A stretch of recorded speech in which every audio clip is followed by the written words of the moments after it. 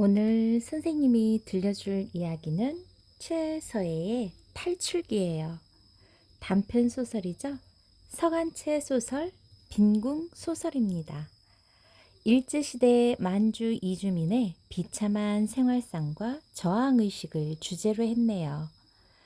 일제강점하에 빈궁의 삶을 글로 적었어요. 자전적, 고백적, 저항적 성격을 띠고 있죠. 일제강점기 1920년대 시간적 배경, 만주의 간도지역 공간적 배경이 되겠습니다.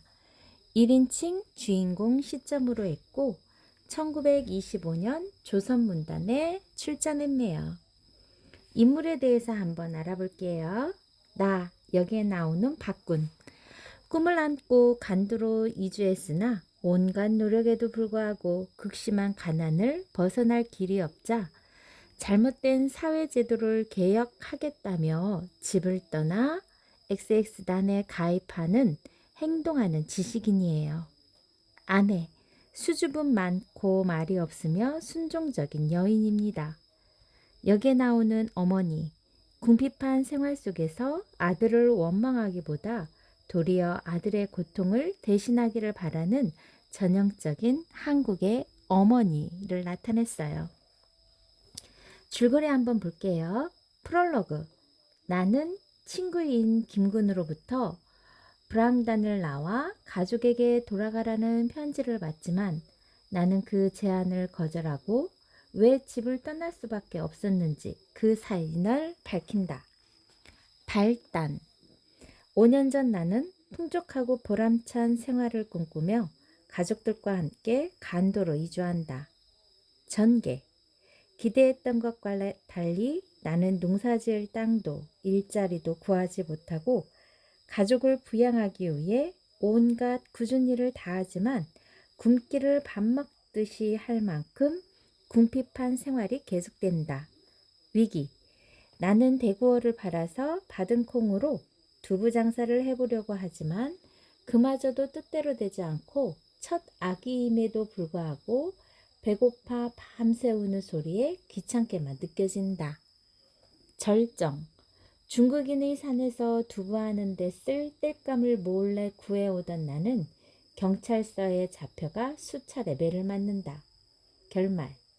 굶주림에 시달리는 가족들을 보면서 나는 빈부의 문제가 개인의 탓이 아니라 잘못된 사회 제도 때문이라는 사실을 자각하고 사회를 바꿈으로써 스스로를 구할 수 있다는 믿음으로 집을 떠나 브랑단에 들어간다. 여기에서는 어디 단에 들어간다 이랬는데 선생님이 그냥 브랑단으로 할게요. 이 소설 탈출기는 최서혜의 대표작이자 자전적 소설로 그의 초기 문학적 경향이 잘 나타나 있어요.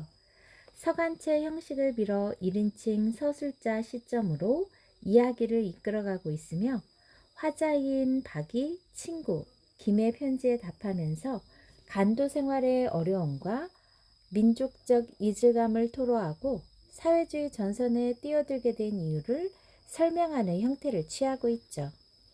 이 소설은 편지 형식의 고백체 문장을 채택하여 철저히 사적인 체험을 토로하고 있는 것처럼 보이지만 사적인 체험으로부터 시대의 문제를 자각해가는 과정이 제시되고 있다는 데 의의가 있어요. 또한 살인, 방화 등의 폭력이 등장하는 그의 다른 신경향파적인 작품들과 달리 이 작품에는 상당히 서정적이고 감동적인 표현들이 등장하죠. 예를 들자면 만삭인 아내가 배고픔을 못 이겨 남이 버린 귤 껍질을 주워다 먹는 모습이나 그 사실을 알고 귤 껍질을 움켜쥐고 눈물을 흘리는 장면 등이 그거예요. 결말 또한 방화나 살인 등을 폭력의 방법을 사용하지 않고 사회주의 운동에 참가하는 것으로 되어 있죠. 그러나 이런 여러 가지 차이점에도 불구하고 소설의 주제는 신경향파 문학의 특징인 민중의 빈곤한 삶의 고발과 저항성을 뚜렷하게 보여주고 있어요. 아직까지 노동자나 농민 등과 같은 사회주의 운동의 주된 계급이 문학의 주제로 전면적으로 떠오르지 않았던 당시의 상황에서 이 작품은 민중의 극단적인 궁핍상을 보여줌으로써 신경향파 문학의 본격적인 출발점이자 시대 인식의 신호탄이 되었다고 합니다. 자, 조금 이해될까요? 탈출기. 조금 암울한 이야기인 것 같아요. 일제강점기 시대 1920년대 선생님이 계속해서 현대소설 읽어주고 있어요. 함께 읽으면 좋은 작품 최서혜의 박돌의 죽음이 있네요. 1925년 같은 해에 박돌의 죽음 조선문단에 발표된 작품으로 신경향파 문학의 특징을 잘 보여주고 있는 작품이에요. 주인집에서 버린 고등어 대가리를 주워 먹고 복통을 일으킨 아들을 위해 그 어머니가 김초신의 집으로 약을 지러 가지만 그는 왕진을 거부하고 약값을 받을 수 없을 거라며 약도 지어주지 않아요.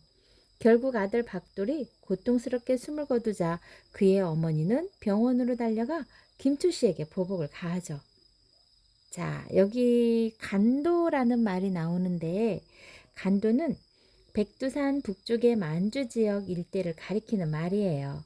우리가 흔히 연변이라고 부르는 중국 길림성 동쪽의 연변 조선족 자치주에 해당하는 지역인 북간도, 동간도를 가리켜요. 지형적으로는 남서쪽의 백두산을 주봉으로 장백산맥이 자리하고 남쪽으로는 두만강이 흐르고 있어요. 역사적으로는 옥적, 고구려, 발해 영토였다가 조선 전기까지 여진족이 흩어져 살았죠. 주로 유목, 수렵에 종사하는 여진족의 특성상 오랫동안 개척되지 않고 있다가 조선 후기부터 한국인 유민들이 이주하여 개척을 시작하였대요. 특히 일제시대 때 농토를 빼앗긴 한국인들이 많이 이주하며 살았던 곳이 바로 간도입니다. 중국과 오랜 동안 이 지역의 영유권을 놓고 분쟁하였으나 일제가 우리나라 국권을 빼앗은 뒤 1909년 9월 청나라로부터 남만주철도 부설권을 보장받은 대가로 간도협약을 체결함으로써 100년 후인 2009년 이후 간도는 중국 땅으로 그 소유권이 넘어가고 말았대요. 참 안타까운 소식이네요. 신경향파 문학에 대해서도 조금 알려줄게요. 1920년대를 전후하여 등장한 혁신적 성향의 사회주의 문학파, 백조파의 퇴폐적 낭만주의에 대한 비판과 반동으로 박영희, 김기진, 주요섭 등을 중심으로 주창된 사조예요. 대표 작가의 최서혜, 이익상, 주요섭 등이 있고 빈궁의 문학, 반항적 주제, 결과에 있어서의 살인, 방화 등을 들어 이전의 병약한 문학을 비판하였으나 인연적인 바탕 없이 반항하기 위한 반항을 의식적으로 강행했던 점들은 그들의 한계였다고 합니다. 이들은 1925년 카프를 결성하는 모체가 되며 카프 결성 후 프로 문학파로 완전히 전향하게 됐다고 합니다. 신경향파 문학 누구라고요? 맞아요. 최서혜, 이익상, 주요섭 등이 있다 그랬죠. 자, 이제 탈출기 최서혜 본격적으로 들어갈게요. 첫 번째 편집글 형식이라고 했죠. 김군 수삼차 편지는 반갑게 받았다. 그러나 한 번도 회답지 못하였다. 물론 군의 충정에는 나도 감사를 드리지만 그 충정을 나는 받을 수 없다. 박군, 나는 군의 탈가를 찬성할 수 없다. 음험한 이역의 늙은 어머니와 어린 처자를 버리고 나선 군의 행동을 나는 찬성할 수 없다. 박군, 돌아가라. 어서 집으로 돌아가라. 군의 부모와 처자가 이역 노두에서 방황하는 것을 나는 눈앞에 보는 듯 싶다. 그네들의 의지할 곳은 오직 군의 품밖에 없다. 군은 그네들을 구하여야 할 것이다. 군은 군의 가정에서 동량이다. 동량이 없는 집이 어디 있으랴. 조그마한 고통으로 집을 버리고 나선다는 것이 의지가 굳다는 박군으로서는 너무도 박약한 소이다. 군은 불황단에 몸을 던져 어디에 섰다는 말을 일전 황군에게 듣기는 하였으나 그렇다 하여도 나는 그것을 시인할 수 없다. 가족을 못 살리는 힘으로 어찌 사회를 건지랴. 박군, 나는 군이 돌아가기를 충정으로 바란다. 군의 가족이 사람들 발 아래 짓밟히는 것을 생각할 때 군의 가슴인들 어찌 편하랴. 김군, 군은 이러한 말을 편지마다 썼지? 나는 군의 뜻을 잘 알았다. 사랑하는 나의 가족을 위하여 동정하여 주는 군에게 어찌 감사치 않으랴. 정다운 버스 충고에 나는 늘 울었다. 그러나 그 충고를 들을 수 없다. 듣지 않는 것이 군에게는 고통이 될는지 분노가 될는지 나에게 있어서는 행복일는지도 알 수 없는 까닭이다. 김군, 나도 사람이다. 정예가 있는 사람이다. 나의 목숨 같은 내 가족이 유린받는 것을 내 어찌 생각지 않으랴. 나의 고통을 제3자로서는 10,000분의 1이라도 느낄 수 없는 것이다. 나는 이제 나의 탈가한 이유를 군에게 말하고자 한다. 여기에 대하여 동정과 비난은 군의 자유이다. 나는 다만 이러하다는 것을 군에게 알릴 뿐이다. 나는 이것을 군이 아니면 다른 사람에게라도 알리지 않고는 견딜 수 없는 충동을 받는 까닭이다. 그러나 나는 단연한다. 군도 사람이오니 나의 말하는 것을 부인치 못하리라. 챕터 2. 김군, 내가 고향을 떠난 것은 5년 전이다. 이것은 군도 아는 사실이다. 나는 그때 어머니와 아내를 데리고 떠났다. 내가 고향을 떠나 간도로 간 것은 너무도 절박한 생활에 시들은 몸이 새 힘을 얻을까 하여 새 희망을 품고 새 세계를 동경하여 떠난 것도 군이 아는 사실이다. 간도는 전부 금탕이다. 하늘이 준 좋은 땅이다. 기름진 땅이 흔하여 어디를 가든지 농사를 지을 수 있고 농사를 지으면 쌀도 흔할 것이다. 살림이 많으니 나무 걱정도 될 것이 없다. 농사를 지어서 배불리 먹고 뜨뜻이 지내자. 그리고 깨끗한 초가나 지어놓고 글도 읽고 무지한 농민들을 가르쳐서 이상촌을 건설하리라. 이렇게 하면 간도의 황무지를 개척할 수 있다. 이것이 간도 갈 때에 내 머릿속에 그리웠던 이상이었다. 이때 나는 얼마나 기뻤으랴. 두만강을 건너고 오랑캐령을 넘어서 망망한 평야와 산천을 바라볼 때 청춘의 내 가슴은 이상의 불길에 탔다. 구수한 내 소리와 헌헌한 내 행동에 어머니와 아내도 기뻐하였다. 오랑캐령을 올라서니 서북으로 쏠려오는 봄 세찬 바람이 어떻게 뺨을 갈기는지 에이그 춥구나. 여기는 아직도 겨울이군 하고 어머니는 수레 위에서 이불을 뒤집었었다. 무얼요. 이 바람을 많이 마셔야 성공이 올 것입니다. 나는 가장 씩씩하게 말하였다. 이처럼 기쁘고 활기로웠다. 챕터 3. 김군, 그러나 나의 이상은 물거품으로 돌아갔다. 간도에 들어서서 한 달이 못 되어서부터 거칠은 물결은 우리 새 생명의 앞에 기탄 없이 몰려왔다. 나는 농사를 지으려고 밭을 구하였다. 빈 땅은 없었다. 돈을 주고 사기 전에는 한 평의 땅이나마 손에 넣을 수 없었다. 그렇지 않으면 진아인 중국의 밭을 남의 논밭을 붙이고 그 새로 해마다 내는 벼나 타조, 타작한 후 지주가 정해놓은 분량을 도조로 빼앗아가는 제도를 얻어야 한다. 1년 내 중국 사람에게서 양식을 구워 먹고 도조나 타조를 얻는 데야 1년 양식 빚도 못 될 것이고 또 나 같은 시로도 밭을 주지 않았다. 생소한 산천이요 생소한 사람들이니 어디가 어쩌면 좋을는지 의논할 사람도 없었다. H라는 총거리에 새빵을 얻어가지고 얼음얼음하는 새에 보름이 지나고 한 달이 넘었다. 그 새에 몇 푼 남았던 돈은 다 불려먹고 밭은 고사하고 일자리도 못 얻었다. 나는 팔을 걷고 나섰다. 이리저리 돌아다니면서 구들 고쳐주고 가마도 붙여주었다. 이리하여 겨우 먹고 살게 되었다. 이때 H장에는 나를 온돌장이 구들 고치는 사람이라고 불렀다. 갈아입을 의복이 없는 나는 늘 숯검장이 꺼멓게 묻은 의복을 벗을 새가 없었다. H장은 좁은 곳이다. 구들 고치는 일도 늘 있지 않았다. 그것으로 밥 먹기가 어려웠다. 나는 불볕에 삭김도 메고 꼴도 베어 팔았다. 그리고 어머니와 아내는 삭방아 찢고 강가에 나가서 부스러진 나뭇개비를 주워서 겨우 연명하였다. 김군, 나는 이때부터 비로소 무서운 인간고를 느꼈다. 아, 인생이란 과연 이렇게도 괴로운 것인가 하는 것을 나는 생각하게 되었다. 나는 나에게 닥치는 풍파 때문에 눈물 흘린 일은 이때까지 없었다. 그러나 어머니가 나무를 줍고 젊은 아내가 삭방아 찌을 때 나의 피는 끓었으며 나의 눈은 눈물에 흐려졌다. 에이구, 차라리 내가 드러누워 앓고 있지. 네 괴로워하는 꼴은 차마 못 보겠다. 이것은 언제 내가 병들어 신음할 때 어머니가 울면서 하신 말씀이다. 이것을 무심히 들었던 나는 이때에야 이 말의 참뜻을 느꼈다. 아, 차라리 나의 고기가 찢어지고 뼈가 부서지는 것은 참을 수 있으나 내 눈앞에서 사랑하는 늙은 어머니와 아내가 배를 줄이고 남의 멸시를 받는 것은 참으로 견디기 어렵구나. 나는 이렇게 여러 번 가슴을 쳤다. 나는 밤이나 낮이나 비오나 바람이 치나 헤아리지 않고 삭김, 삭심부름, 삭나무 무엇이든지 가리지 않았다.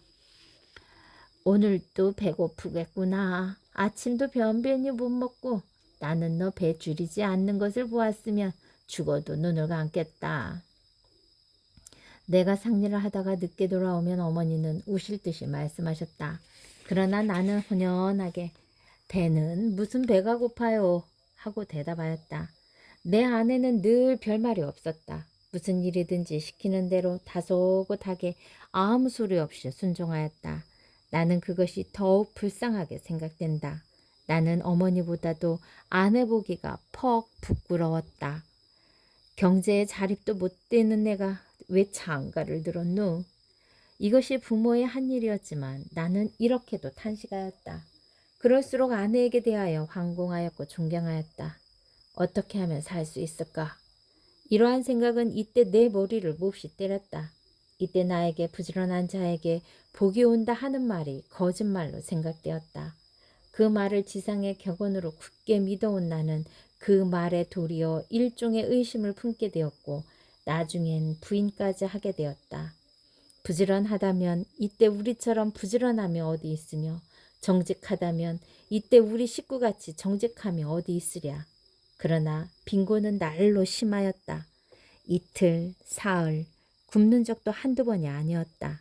한 번은 이틀이나 굶고 일자리를 찾다가 집으로 들어가 보니 부엌 앞에서 아내는 아이를 배에서 배가 남산만 하였다.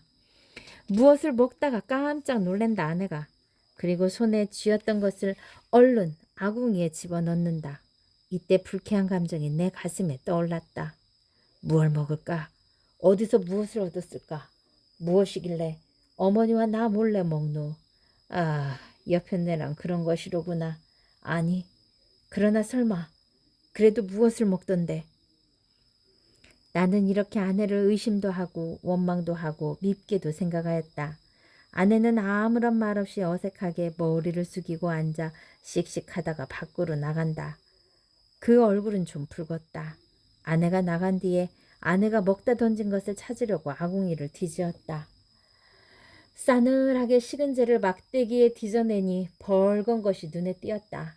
나는 그것을 집었다. 그것은 귤 껍질이다. 거기는 베어먹은 이자국이 났다. 귤 껍질을 진 나의 손은 떨리고 이자국을 보고 내 눈에는 눈물이 개었다. 김군, 이때 나의 감정을 어떻게 표현하면 적당할까? 오죽 먹고 싶었으면 길바닥에 내던진 귤 껍질을 주워 먹을까? 더욱 몸비자는 그가 아이베다의 함경도 사투리 임신한 몸비자는 나는 사람이 아니다. 그러한 아내를 의심하였구나. 이놈이 어찌하여 그러한 아내에게 불평을 품없는가. 나 같은 잔악한 놈이 어디 있으랴. 내가 양심이 부끄러워서 무슨 면목으로 아내를 볼까. 이렇게 생각하면서 나는 느껴가며 눈물을 흘렸다. 귤 껍질을 쥔 채로 이를 악물고 울었다. 야, 어째서 우느냐. 일어나거라. 우리도 살 때가 있겠지. 늘 이러겠느냐. 하면서 누가 어깨를 친다. 나는 그것이 어머니인 것을 알았다. 아이고 어머니, 나는 불효외다.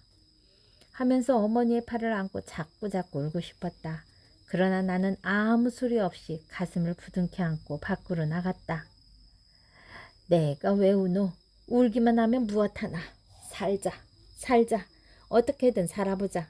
내 어머니와 아내도 살아야 하겠다. 이 목숨이 있는 데까지 벌어보자. 나는 이를 갈고 주먹을 쥐었다. 그러나 눈물은 여전히 흘렀다. 아내는 말없이 울고서는 내 곁에 와서 손으로 치마끈을 만지작거리며 눈물을 떨어뜨린다. 농삿집에서 자라난 아내는 지금도 어찌 수줍은지 내가 울며 같이 울기는 하여도 어떻게 말로 위로할 줄은 모른다. 챕터 4. 김군. 세월은 우리를 위하여 여름을 항시 주지는 않았다. 서풍이 불고 서리가 내리기 시작하였다. 찬기운은 헐벗은 우리를 위협하였다. 가을부터 나는 대구어를 장사하였다.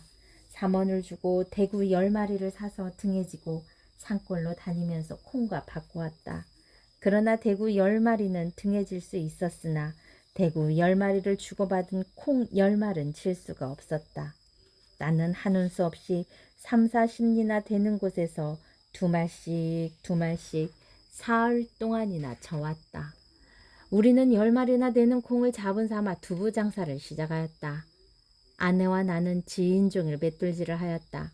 무거운 맷돌을 돌리고 나면 팔이 뚝 떨어지는 듯 하였다. 내가 이렇게 괴로울 적에 해산한 지 며칠 안 되는 아내의 괴로움이야 어떠하였으랴. 그는 늘 낯이 부석부석하였다. 그래도 나는 무슨 불평이 있는 때면 아내를 욕하였다. 그러나 욕한 뒤에는 곧 후회하였다. 콧구멍만한 부엌방에 가마를 걸고 맷돌을 놓고 나무를 들이고 의복가지를 걸고 하면 사람은 겨우 비비고 들어앉게 된다. 뜬 김에 문창은 떨어지고 벽은 눅눅하였다. 모든 것이 후줄근하여 의복을 입은 채 미지근한 물속에 들어앉은 듯 하였다. 어떤 때는 애써 갈아놓은 비지가 이 뜬 김 속에 쉬어버렸다. 두분물이 가마에서 몹시 끓어 번질 때 우유빛 같은 두분물 위에 버터빛 같은 노란 기름이 엉기면 그것은 두부가 될 징조다. 우리는 안심한다. 그러나 두분물이 희멀끔해지고 기름기가 돌지 않으면 거기만 시선을 쏘고 있는 아내의 낯빛부터 글러가기 시작한다. 초를 쳐보아서 두부발이 서지 않게 매캐지근하게 풀려질 때는 우리의 가슴은 덜컥한다. 또 신기로구나. 저를 어쩌누. 젖을 달라고 빡빡 우는 어린아이를 안고 서서 두분물만 들여다보시는 어머니는 몽매인 말씀을 하시면서 우신다. 이렇게 되면 온 집안은 세상살이가 쓰리고 고생되다 말할 수 없음은 울음, 비통, 처참, 호젓하고 쓸쓸한 분위기에 쌓인다. 너 고생한 게 애달구나. 팔이 부러지게가 알아서 두부 팔아서 장을 보태려고 태산같이 팔았더니 어머니는 그저 가슴을 뜯으면서 우신다. 아내도 울듯 머리를 숙인다. 그 두부를 판대야 큰 돈은 못 된다. 기껏 남은 데야 23전이나 30전이다. 그것으로 우리는 호거를 한다. 20전이나 30전에 어머니는 운다. 아내도 기운이 준다. 나까지 가슴이 바짝바짝 졸인다. 그날은 하는 수 없이 쉰 두분물로 때를 메우고 지냈다. 아이는 젖을 달라고 밤새껏 빽빽거린다. 우리의 살림에 어린애도 귀치는 않았다. 챕터 5. 울면서 겨자 먹기로 괴로운 대로 또 두부를 하지 않으면 안 된다. 그러나 이번에는 뗄나무가 없다. 나는 낫을 들고 떠난다. 내가 낫을 들고 떠나면 산후 여독으로 신음하는 아내도 낫을 들고 말없이 나를 따라 나선다. 어머니와 나는 굳이 만류하나 아내는 듣지 않는다. 내 손으로 하는 나무 이연만 마음 놓고는 못한다. 산 임자에게 들키면 여간한 경을 치지 않는다. 그러므로 우리는 황혼이면 산에 가서 나무를 하여 지고 밤이 깊어서 돌아온다. 아내는 이고 나는 지고 캄캄한 밤에 산비탈로 내려오다가 발이 미끄러지거나 돌에 채이면 곤두박질을 하여 나무찜 속에 든다. 아내는 소리 없이 이었던 나무를 내려놓고 나무찜에 눌려서 버둥거리는 나를 겨우 끄집어 일으킨다. 그러나 내가 나무찜을 쥐고 일어나면 아내는 혼자 나무찜을 이지 못한다. 또 내가 나무찜을 벗고 아내에게 이워주면 나는 추워주는 이 없이는 나무찜을 칠 수가 없었다. 하는 수 없이 나는 어떤 높은 바위에 벗어놓고 아내에게 이워준다. 이리하여 산비탈을 내려오면 언제 왔는지 어머니는 애를 얻고 우들우들 떨면서 산 아래서 기다리다가도 이제 오니 나는 너 또 붙들리지 않는가에 혼이 났다 하신다. 이때마다 내 가슴은 저렸다. 나는 이렇게 나무를 하다가 중국 경찰서에 잡혀가서 여러 번 맞았다. 이때 이웃에서는 우리를 조소하고 경찰에서는 우리를 의심하였다. 신수가 멀쩡한 년놈들이 그 꼴이야. 어디가 일자리도 구하지 않고 그 눈이 누래서 두부 장사하는 꼬락서리는 참 더러워서 못 보겠네. 불알 달고 나서 그렇게야 살리? 이것은 이웃 남녀가 비웃는 소리였다. 그리고 어떤 산 임자가 나무 잃고 고발을 하면 경찰서에는 불문곡직하고 우리 집부터 수색하고 질문하면서 나를 때린다. 그러나 나는 호소할 곳이 없다. 챕터 6 김군 1억으로 겨울은 점점 깊어가고 기한은 점점 박도하였다. 일자리는 없고 그렇다고 손을 털고 앉아 있을 수도 없었다. 모든 식구가 퍼럭퍼럭해서 굶고 앉은 꼴을 나는 그저 볼 수 없었다. 시퍼런 칼이라도 들고 하루라도 괴로운 생활을 모면하도록 쿡쿡 찔러 없애고 나까지 없어지든지 나가서 강도질이라도 하여서 기한을 면하든지 하는 수밖에 더 도리가 없게 절박하였다. 나는 일이 없으면 없는 이만큼 고통이 닥치면 닥치는 이만큼 내 번민은 크다. 나는 어떤 날은 거의 얼빠진 사람처럼 눈을 감고 깊은 생각에 잠긴 일도 있었다. 이때 머릿속에서는 머리를 움실움실 드는 사상이 있었다. 그 생각은 누구의 가르침에 의해 일어난 것도 아니려니와 일부러 일으키려고 애써서 일어난 것도 아니다. 분풀싹같이 내 머릿속에서 점점 머리를 들었다. 나는 여태까지 세상에 대하여 충실하였다. 어디까지든지 충실하려고 하였다. 내 어머니, 내 아내까지도 뼈가 부서지고 고기가 찢기더라도 충실한 노력으로서 살려고 하였다. 그러나 세상은 우리를 속였다.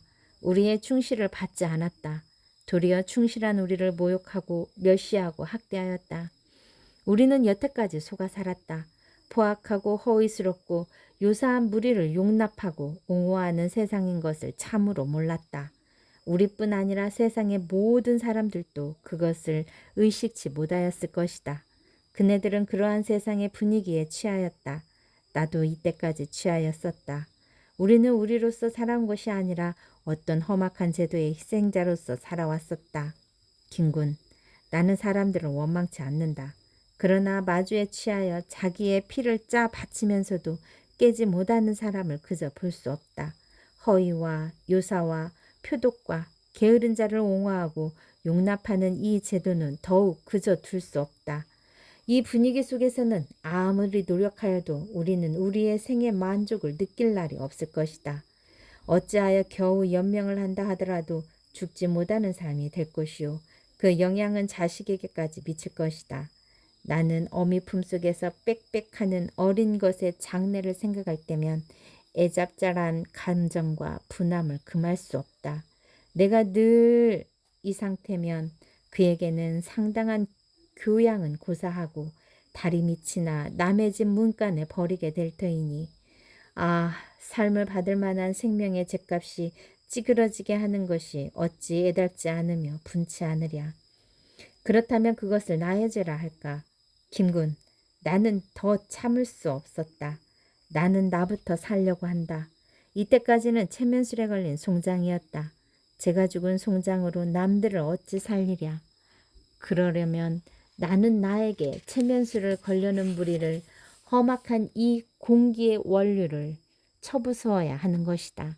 나는 이것을 인간의 생애 충동이며 황충이라고 본다. 나는 여기서 무상의 법열을 느끼려고 한다. 설법을 듣고 마음속에서 일어나는 기쁨, 여기서는 황홀한 기쁨을 법열이라고 한다고 합니다.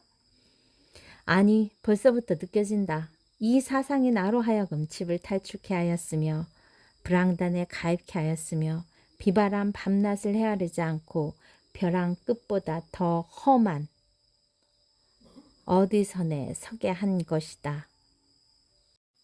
김군 거듭 말한다. 나도 사람이다. 양심을 가진 사람이다. 내가 떠나는 날부터 식구들은 더욱 곤경에 들 줄도 나는 알았다. 자칫하면 눈 속이나 어느 구렁에서 죽는 줄도 모르게 굶어 죽을 줄도 나는 잘 안다. 그러므로 나는 이곳에서도 남의 집 행랑 어멈이나 아범이며 노드에 방황하는 거지를 무심히 보지 않는다. 아, 나의 식구도 그럴 것을 생각할 때면 자연히 흐르는 눈물과 뿌직뿌직 찢기는 가슴을 덮쳐잡는다. 그러나 나는 이를 갈고 주먹을 쥔다. 눈물을 아니 흘리려고 하며 비애에 상하지 않으려고 한다. 울기에는 너무도 때가 늦었으며 비애에 상하는 것은 우리의 박약을 너무도 표시하는 듯 싶다. 어떠한 고통이든지 참고 분투하려고 한다. 김군, 이것이 나의 탈가한 이유를 대략 적은 것이다. 나는 나의 목적을 이루기 전에는 내 식구에게 편지도 하지 않으려고 한다. 그네가 죽어도 내가 또 죽어도 나는 이러다가 성공 없이 죽는다 하더라도 원한이 없겠다.